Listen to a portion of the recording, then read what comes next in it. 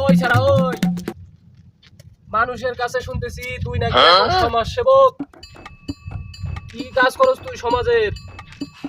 সমাজ সেবক হিসাবে তোর কি দায়িত্ব পালন করস বল দেখি একটু। তুমি ঠিকই শুনেছো, আমি এখন সমাজ সেবক। সমাজের আমি অনেক কাজ করি। যেমন ধরো এই যে কিছুদিন আগে আমাদের এলাকার লোক সবাই গাঁজা খায়, তো আমার দেখে খুব আফসোস হলো, ওরা অনেক দূর থেকে গাঁজা নিয়ে আসে। আমি যেহেতু একজন সমাজ সেবক, আমি কি করলাম, আমি একটা গাঁজার ব্যবসা দিলাম। এখন মাশাআল্লাহ সবাই আমার কাছ থেকে গাঁজা ক্রয় করে।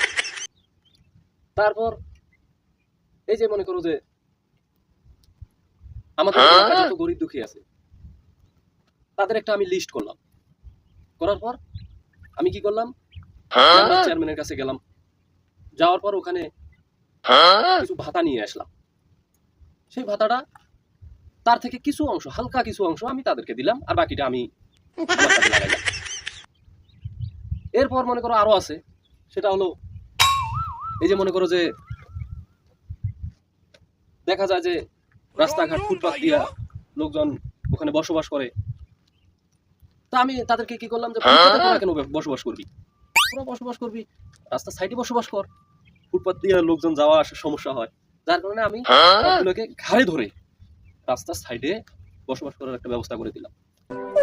এরকম আরো অনেক ধরনের আমার প্রতিভা আছে যেগুলো আমি করে থাকি।